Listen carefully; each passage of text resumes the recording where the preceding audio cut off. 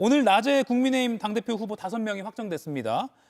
그 전에 아침에 송원석 국민의힘 비대위원장 겸 원내대표가 경고성 발언을 내놨습니다. 윤석열 전 대통령 끌어들이는 자해적 행위를 멈춰야 한다라고까지 좀 강한 톤으로 발언했는데 이거 당내에 좀 효과가 있겠습니까? 송원석 비대위원장이 큰맘 먹고 하신 거는 충분히 예. 이해가 가는데 너무 늦었고 그 이전의 발언과 행동에 비해서는 좀 이해가 안 가는 부분이 있어요. 윤희숙 그 혁신위원장이 우리가 당원 당규에 아예 윤 대통령과의 절연의 의지를 담은 문구를 넣자. 그때 했으면 이런 얘기 하실 필요가 없어요. 예. 그때 이거를 안 받았단 말이죠. 근데 지금 이런 말씀을 하시니까 과거에 비대위원장으로서 원내대표로서 송원석 의원께서 하셨던 발언과 행동과 별로 안 맞아서 당내에서 큰 영향력을 발휘하기가 어렵다. 솔직히 이런 말씀을 드릴 수밖에 없습니다. 예, 늦었다라고 평가하셨는데. 옳은 평가인 것 같습니다. 네. 지금 이번에 국민의힘의 전당대회가 국민의힘이 환골탈태하는 어떤 쇄신되는 그런 모습의 혁신 전당대회가 돼야 된다라는 당위성을 많이들 말씀을 주셨는데 지금 국민의힘의 전당대회가 과연 그렇게 가고 있는가? 그 윤어게인 정당으로 다시 가고 있는 거 아닌가? 또 여전히 반탄파가 득세하고 있는 그런 전당대회로 가고 있는 거 아닌가? 그리고 전환길 씨로 대표되는 어떤 이 극우적 주장들을 하시는 분들이 이미 국민의힘의 안방 입구에 온 것이 아니라 안방 안에까지 들어와서 뿌리를 깊숙하게 내리고 있는 이 와중에 예. 이런 말씀이 과연 국민의힘의 전당대회의 새로운 방향을 물꼬를 돌리는 그런 역할을 할 수 있을까? 저는 사실은 좀 굉장히 늦었다. 그리고 이미 늦은 것뿐만 아니라 그러려고 하는 의지 자체가 국민의힘에게서는 읽혀지지 않는다라는 예. 말씀을 좀 드리고 싶습니다. 그런데 어제 전한길 씨 등 보수 유튜버가 합동으로 마련한 그 토론회 자리에 장동혁 의원은 출연을 해서 윤석열 전 대통령 내가 당대표 되면 면회하겠다라고까지 말을 했습니다. 결국 전한길의 늪이 계속 작아지는커녕 커지는 느낌이거든요. 장동욱 의원이 거기에 호응을 함으로써 지금 앵커께서 말씀하신 그런 지적을 받을 수밖에 없는 상황이긴 한데 그래도 합리적인 판단을 하는 많은 지지자와 국민들은 그 행동, 특히 장동혁 의원의 행동이 옳다고 느끼시는 분은 없을 겁니다. 이 전한길이라는 분이 강사로서 학생들을 대하던 방식으로 국민을 향해서 마치 가르치려는 듯한 그런 태도를 보이면서 지금 어디로 가고 있는지 본인이 어디 있는지도 모르게 이렇게 호도를 하고 있어요. 예. 선동을 하고 있단 말이죠. 처음에는 솔깃할 수 있는데 이미 저분이 노출된 지가 몇 달이 지났고 지금 하는 얘기들은 사실에 근거하지 않는 그런 선동성 발언이라는 것을 많은 분들이 알기 때문에 이 정도에서 더 이상 파급 효과가 없을 거다. 왜냐하면 예. 김문수 후보조차 전한길 씨와 안 만나겠다고 했잖아요. 그것도 다 이런 정도의 여론의 어떤 변화를 예. 감지했기 때문에 정치인으로서 그런 결단을 내리지 않았을까. 원래대로라면 당연히 전한길 씨 찾아갈 걸로 예상을 했는데 네. 갑자기 안 가겠다 하는 거 보면 전한길이라는 사람이 갖고 있는 어떤 효과도 이제는 퇴색된다 이렇게 봐야 되겠죠. 전당대회가 점점 진행될수록 전한길이라는 존재감이 좀 떨어질 것 같다라고 분석하셨는데 상대 당이지만 어떻게 저는 보십니까? 그렇게 보이지는 않아요. 예. 지금 오히려 국민의힘의 전당대회가 이제 시작을 했는데 앞으로 지속되면 지속될수록 계속해서 국민의힘에서는 윤석열이라는 이름 석자와 전한길이라는 이름 석자 이 6글자가 처음이자 마지막까지 가는 그런 그 핵심 키워드가 될 것이다 이렇게 보여지고요. 예. 전한길 씨에 대한 평가가 지금 국민의힘에서 이번에 출마를 안 합니다만 그 한동훈 전 대표 같은 경우에는 구구 간부였사 이렇게 얘기하고 있지 않습니까? 그리고 윤희숙 혁신위원장은 오늘 인터뷰에서 뭐라고 얘기하냐면 국민의힘은 지금 구구와 싸우는 중이다 이런 표현까지 쓰고 있어요. 그렇다면 지금 국민의힘이 이미 전당대회가 그런 프레임 위에서 작동되고 있는 것이다. 특히 이번에 전당대회가 어떤 혁신, 쇄신 그런 가운데서 이루어지는 혁신 전당대회가 아니라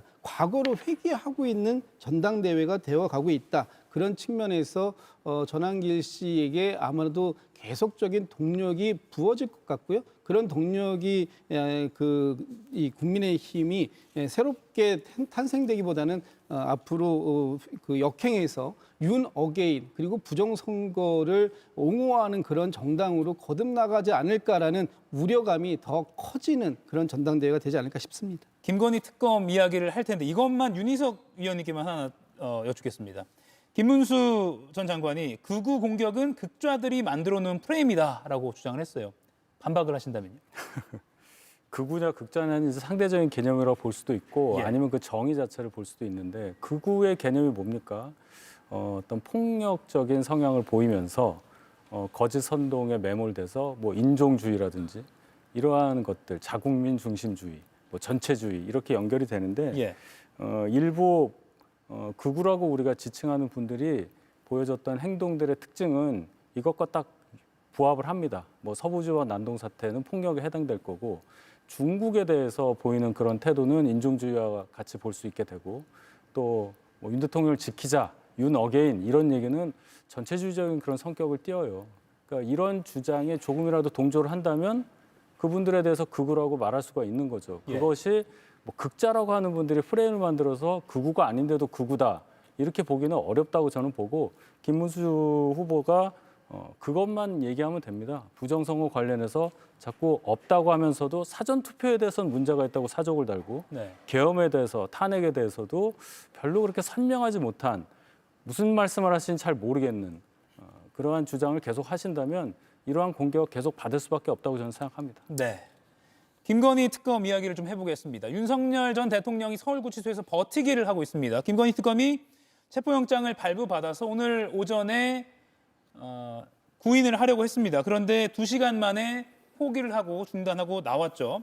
특검 공식적인 브리핑을 보면 수의도 입지 않은 채 바닥에 누운 상태로 완강히 거부했다라고 했습니다. 다음번에는 물리력 행사한다고 하는데 다음번에 어떻게 될 거라고 보십니까? 다음번에는 아마 오늘 특검이 예고한 대로 물리력을 행사해서라도 강제 인치를 하지 않을까라는 생각을 해봅니다. 예. 그런데 그것과 별개로 오늘 윤석열 전 대통령이 보여준 모습은 너무나 실망스럽고 참 참담하다 이런 생각이 듭니다.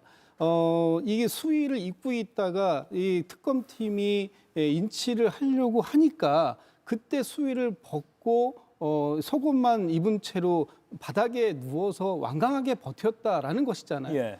이게 지금 그 법치주의를 부정하는 행위도 아니고 특히 그동안 공정과 상식을 얘기해왔고 법치주의의 최선봉이라고 하는 검찰총장 또 대통령의 직위에 있었던 분으로서 할 진짜 행위인가 네. 이런 측면에서 다루어야 될 문제라고 보이고요. 다음번 이 인치를 갔을 때에는 정말 적극적인 협조를 해야 됩니다. 이게 국격을 얘기할 수도 없을 정도로 부끄러운 일이다라고 얘기하시는 분들이 너무 많아서 사실 입에 담기도 좀 예. 어렵다 이런 말씀 드리고 싶습니다. 온라인에서는 엽기적이다라는 반응까지 나오더라고요.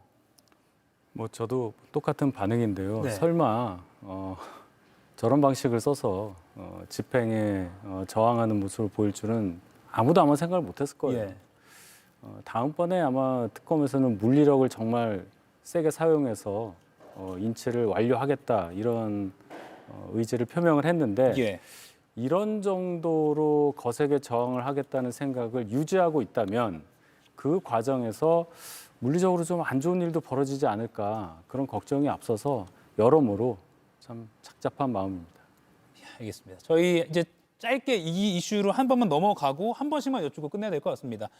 권성동 의원이 1억 원을 받았다라는 아직은 의혹이라고 하겠습니다. 본인은 부인하고 있습니다. 그 의혹이 신문 또 언론에 많이 보도가 되고 있고요. 특검도 이 부분에 대해서 확실한 물증을 갖고 조사를 하고 있다는 입장을 보도를 통해서 밝히고 있습니다.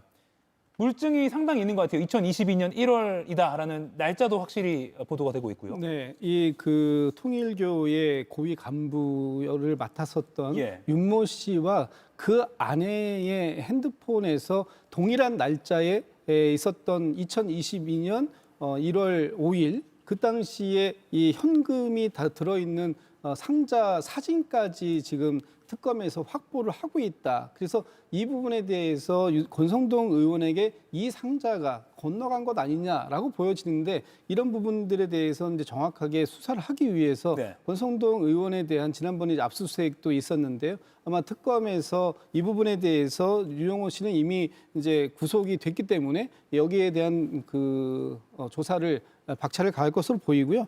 아내가 당시에 통일교에서 재정국장을 맡고 있었기 때문에 예. 이 돈이 왜 현금으로 이렇게 많은 현금이 박스에 담겨져 있었던 부분인가 하는 부분에 대해서는 철저한 조사가 필요하다 이렇게 보고 있습니다. 네, 권 의원은 일단은 반박하고 있습니다.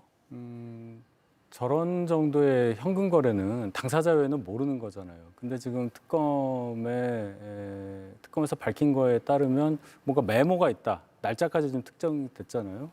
22년 1월 5일이면 아마도 저희가 저 선대위가 해체되고 선대 본부로 바뀌던 그런 시점이었어요. 맞습니다. 굉장히 어려운 시점이었거든요. 예, 김정은 위원장과 결별하고 그게 1월 3일이고 1월 예. 5일에는 또 뭐 이준석 대표와 뭐 같이 뭐 합세하고 뭐 이런 게 있었는데 예. 그 와중에 돈 거래를 했다. 대단히 저는 그 날짜 때문에도 충격적이고 현금이 오고 간 거는 본인들만 알 테니 메모가 나왔다는 것으로서 이제 특검 수사가 진행되는 과정에서 권성동 의원이 적절하게 해명을 하셔야 될 걸로 봅니다. 예, 알겠습니다. 이건 수사를 좀 더 지켜봐야 할 것 같습니다. 오늘 두 분은 다음 주 또 이 시간에 뵙도록 하겠습니다. 고맙습니다.